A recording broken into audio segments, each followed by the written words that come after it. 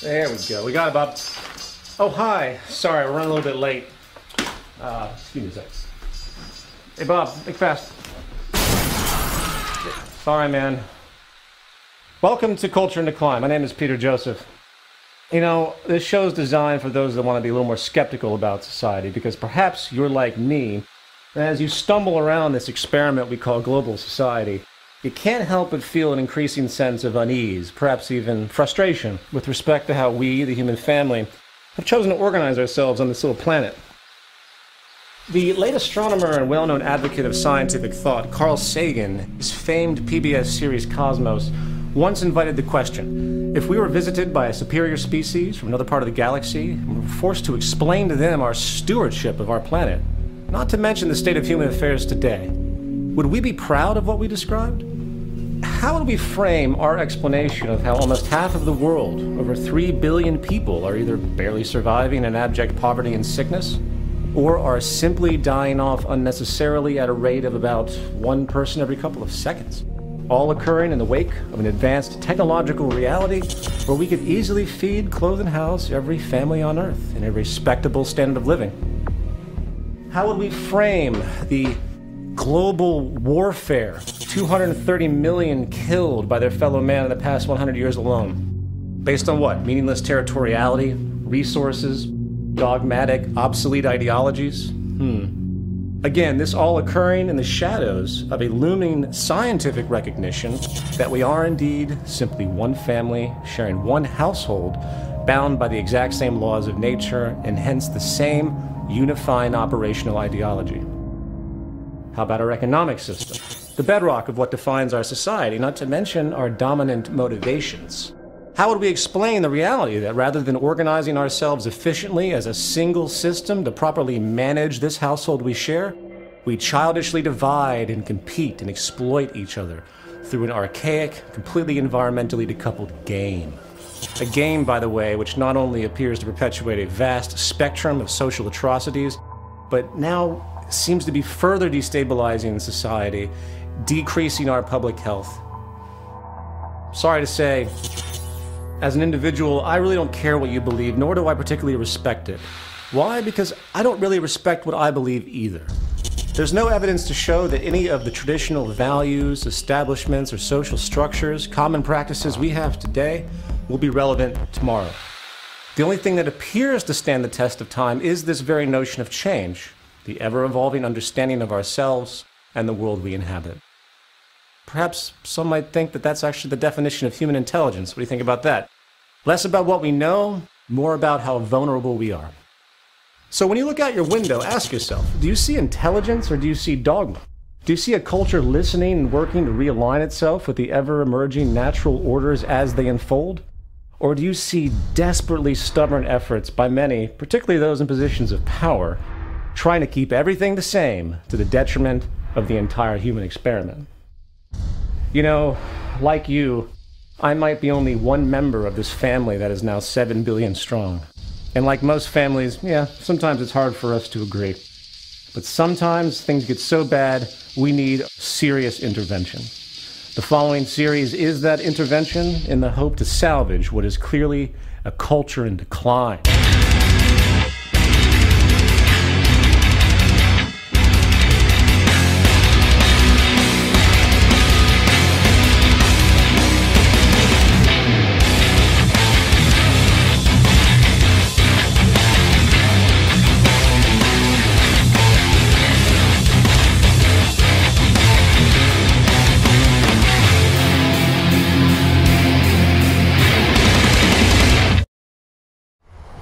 It's an election year in the United States, and some may say it's an election year for the whole world. Still the dominant empire, the United States political system has spent roughly $25 billion in the past decade alone. An amount of money, if averaged and distributed annually, could house and feed every homeless person in America, effectively ending the epidemic.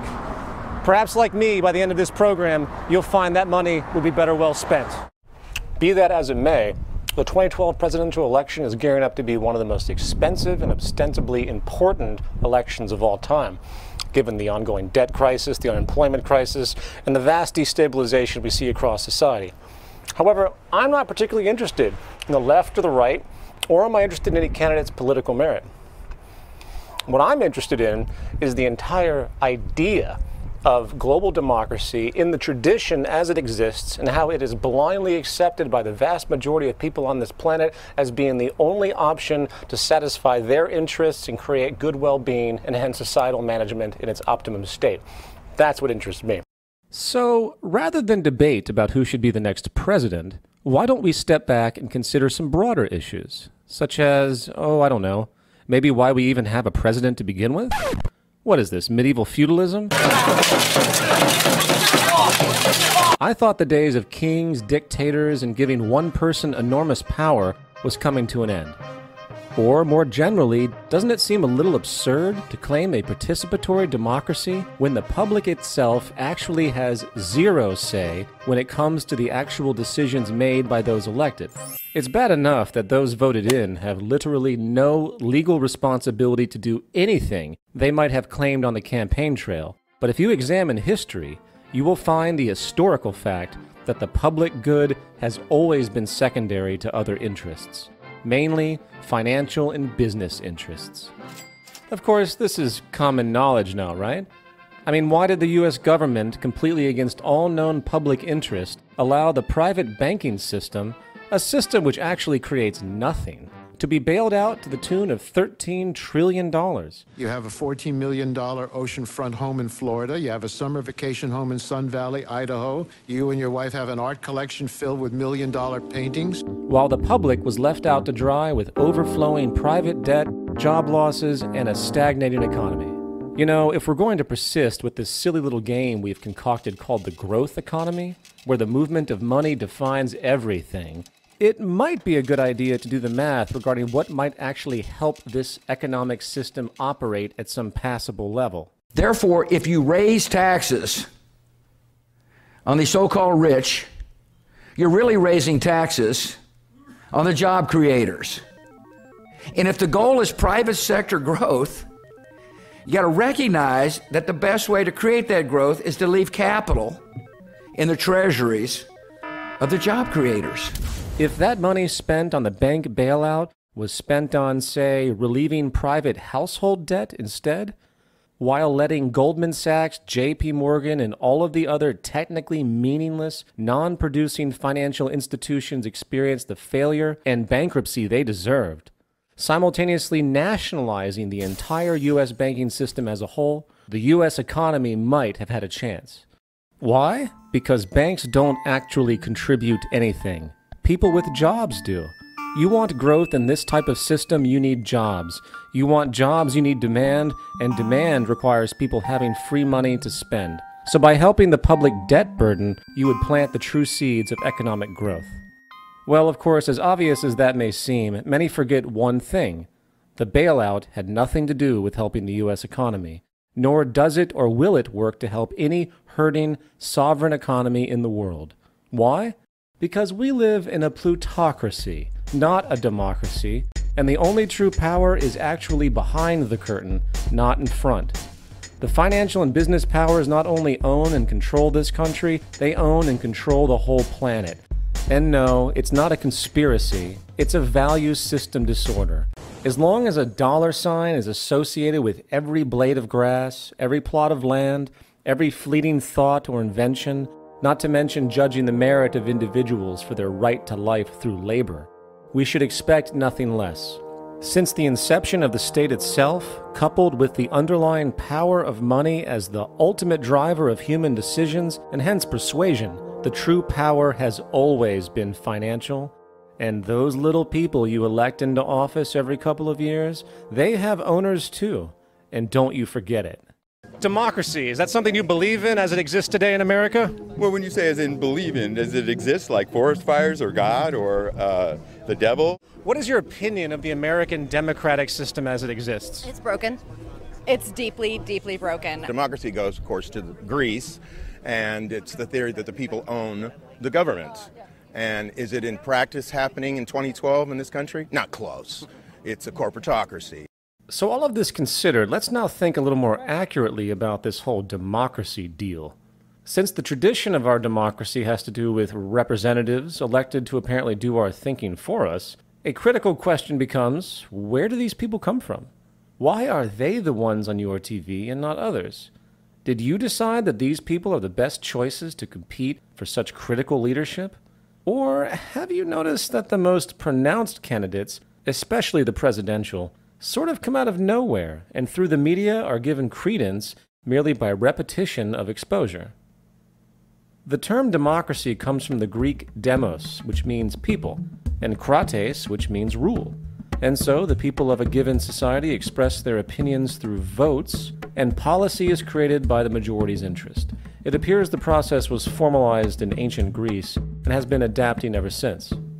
However, it didn't take long for a bit of cynicism to emerge with respect to the process itself, given the fact that the entire basis of the idea assumes that the voting public actually is educated enough to know what they're doing.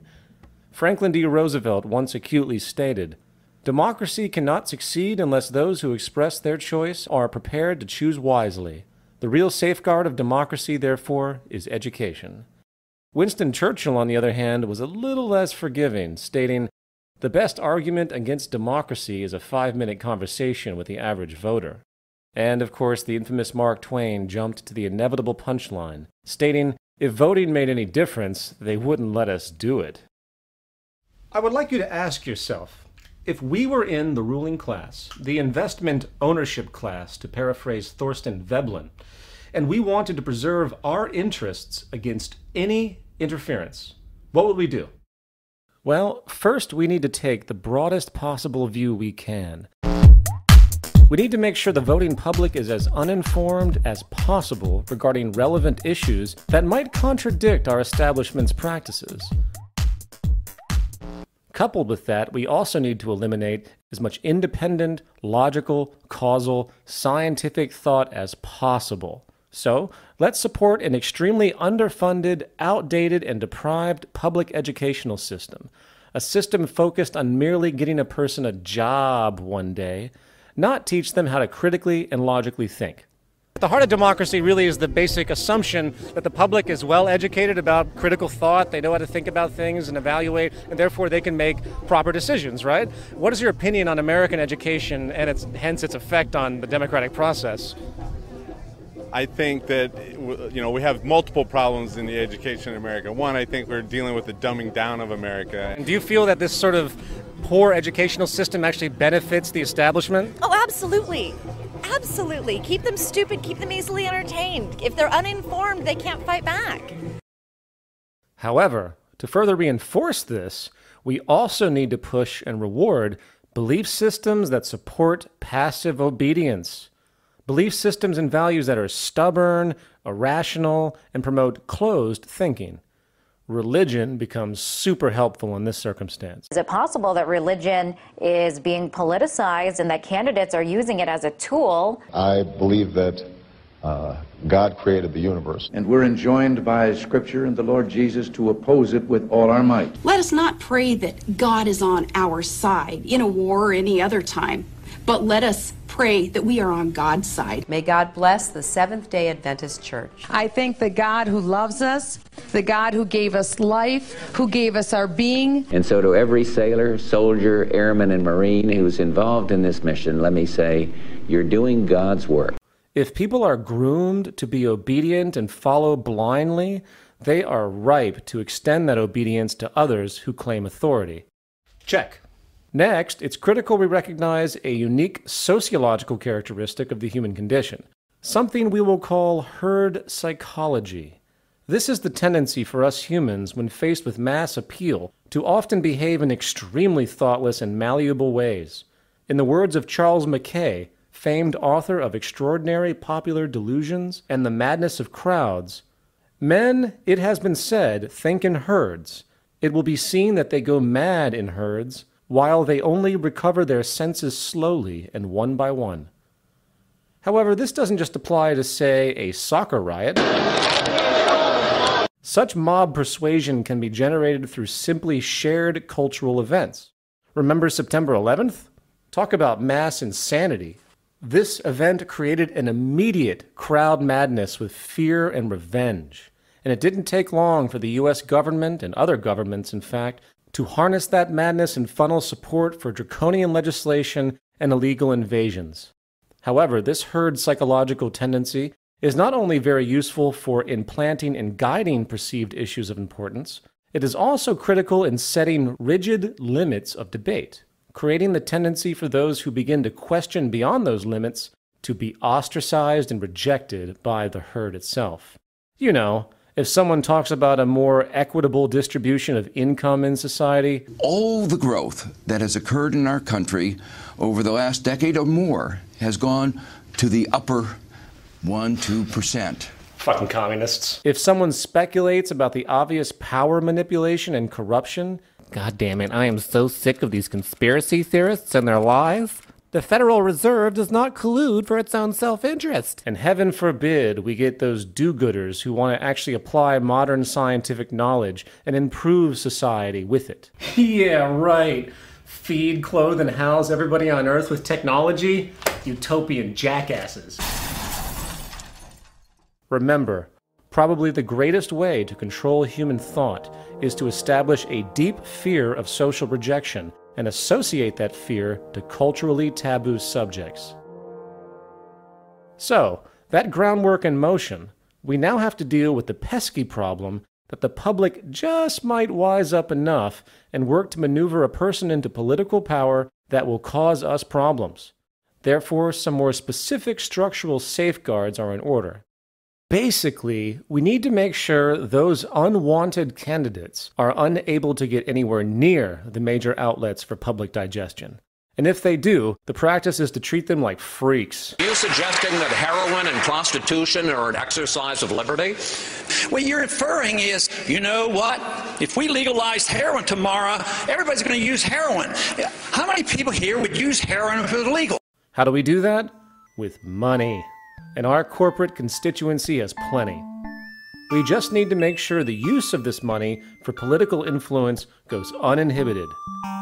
In a U.S. Supreme Court 1976 decision, the freedom for a candidate to use unlimited personal money for their campaign was deemed legal, equating spending money with the right of free speech, in fact. What this translates to, in effect, is the removal of any regulated fairness of expression, and hence whoever has the most money has the most resources and hence effect. Perfect. However, let's secure this a little bit farther.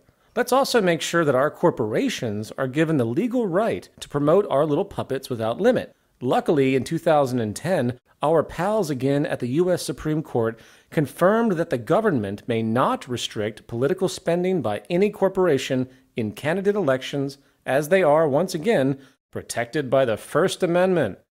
So now we can buy mad ad space to promote whoever we want as much as we want, drowning the opposition in the media. And double check. Okay, now those broad measures in place, it is still important to control the basic unfolding of the electoral process from start to finish. The best way to do this is to create a false duality, the illusion of competition between parties. We need a two-party system that constantly argues with each other in general, but still upholds the basic elitist policies we need to maintain our advantage. The beauty of this dominant two-party farce is that it not only gives the public the needed illusion of choice, it more importantly oppresses those upstart third parties. As we know, these annoying self-righteous third parties have been troublemakers from day one. The civil rights amendments, women's suffrage, broad worker rights, child labor laws, and other agitations for industry all came from these rising third parties historically, not from the dominant established group, us. So we need to be vigilant here. We need to get the public so used to this two-party dictatorship that they don't even mind if the two parties are given direct control over most of the electoral process itself. They need to have the power of organizing the rules of electoral redistricting, the primaries, the caucuses and debates, and of course we, the ruling class, will moderate their actions through lobbying, campaign contributions, exactly what the free market promises, the freedom to manipulate everything. So meet our friends, the Commission on Presidential Debates, or CPD. In 1988, the Democratic and Republican parties, or the Demo-Publicans as I like to call them, established the Commission on Presidential Debates. Posing as a nonpartisan institution, the CPD successfully took control of the most influential election event, the presidential debates. The CPD, which is a private corporation co-chaired by the former heads of the Republican and Democratic parties, decide through secret contracts who is going to participate in the debates and what is going to be talked about. So those pesky third parties, along with controversial ideas, can only come into play if the Demo-Publicans decide they can. I mean, really, can you imagine what would happen if those annoying social upstarts actually were able to go up against the trite, miserable logic and narrow subject matter typical of our rigged debates? But for the nurse, the teacher, the police officer who, frankly, at the end of each month, they've got a little financial crisis going on. They're having to take out extra debt just to make their mortgage payments. We haven't been paying attention to them. And if you look at our tax policies, it's a classic example. I'm sorry to interrupt, Mr. President, but I couldn't agree more. However, don't you feel that the tax policies and other common acknowledgments about what is hurting the average American is actually quite benign when compared to the very foundation of our economic system? You know, making money out of debt, charging interest on it that doesn't exist, which means that there is always more outstanding debt than there is money to pay for it. Of course, that lends itself to more debt being created to cover it, and essentially failure and bankruptcy is inevitable. Not for the upper classes as much as the lower middle classes, of course. Why? Because the lower classes are the ones taking the loans for their home and their car, while the upper class are actually making interest income. Rather than paying interest, they actually make interest through their deposits and investments. Obviously, this secures a massive growing class divide structurally. Is that not something worth considering? No? Oh, and as a final point about the CPD, our corporations can now directly donate to them, hence the parties, imposing our financial influence and hence agenda even more, making another end run around that pesky legal legislation barring corporations from contributing directly to political campaigns. A beautiful end run. However, nothing's perfect and you can't be too careful, and sometimes good old-fashioned time-tested tactics are needed, and nothing is as old-fashioned as good old direct electoral fraud. So let's get some of our corporate buddies to build some voting machines with really terrible integrity and get them in as many critical spots as we can. Yeah, I know it's sloppy. It has already become public that the machines can be hacked remotely with about $10 in materials and an 8th grade science education. But since most Americans are completely distracted by their debt, lowering standard of living, and ongoing job losses, the liberal media falls on deaf ears. So, let's recap. Free-thinking people tend to recognize the need for ongoing adaptation and change. So we need to make sure education supports the existing tradition through mere rote learning, not critical, logical thought. Next, we establish clear limits of debate in the culture and make sure those who go beyond the pale are shut down by endless ridicule and debasement. Then we need to harness the herd psychology and guide it through our media to either identify with the issues we need in the forefront or distract them outright. As far as large-scale influence, we need to have the freedom to do whatever we want and to use our vast corporate wealth to influence both public opinion and the candidates themselves. Our legal status as a corporate person now ensures our free speech and hence free spending. Next, we create the public illusion of competition and choice and gain as much control over the election process as possible. Our Demo-Publican pawns, with our endless sponsorship and lobbying, now handles this well, including the restriction of public debate and the denial of all interfering third parties. And if that wasn't enough, screw it. We'll just reorder the ballot counts ourselves with the black box voting hacks in the most influential electoral states. And so it goes. You know, since the beginning of civilization, those in power have successfully restricted the interests of the majority by regulating their values, by controlling resources through money, not to mention controlling the very processes that exist to challenge them. Is it a conspiracy? Do such powerful men meet in dark rooms and work to figure out how to keep their power? Actually, no, not as much as you might think. You see, the hilarious thing about all of this is that such a process of manipulation is actually self-generating, justified in a step-by-step manner, with basic self-interest guiding the whole way. You see, the real corruption is not occurring in backroom meetings or at the docks. The real power resides in how you, the public, actually perpetuate, condone, and support the very underlying systems that oppress you. Final thoughts. Many watching this program's content will likely interpret the broad farce known as American democracy, or really the farce of global democracy, in fact, as a system in need of better regulation. The ACLU, Democracy Now!, Michael Moore, Occupy Wall Street, Annie Leonard, and other intelligent and outspoken activist institutions and figures seeking what they call change all actually operate within the same presupposition. If only we can better regulate monetary and corporate power, we can fix the world. No. I'm sorry to say that until the social premise itself, and hence the fundamental psychological drivers of our economy, imbalance, scarcity, narrow self-interest, exploitation and competition, until those are altered to the extent that the system begins to reward and reinforce collaboration, human and ecological balance, efficiency and sustainability, nothing is going to really change. In a sociological condition where everything is based on advantage over others, what we call corruption today isn't actually corruption at all. It's just business as usual. I mean, seriously, what did you people expect? In an economy where everything is for sale by the very ethic inherent, underscored by the false notion that we can't possibly work together intelligently to benefit all, no level of supposed corruption should surprise any of us.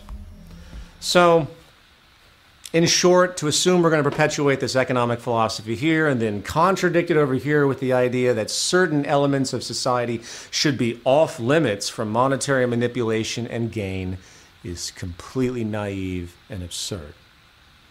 But don't take my word for it. Just sit back and watch the ebb and flow as we move from one set of corrupt, damaging practices to the next. Sure, we'll slowly fix a few issues with our in-the-box thinking, but until the whole system is addressed at its core, unfortunately, it's all mostly a waste of time, and improvement will be very, very little. And until we grow up to that level, sit back, relax, enjoy the show, and until next time, I'm Peter Joseph, an agent and victim of a culture in decline.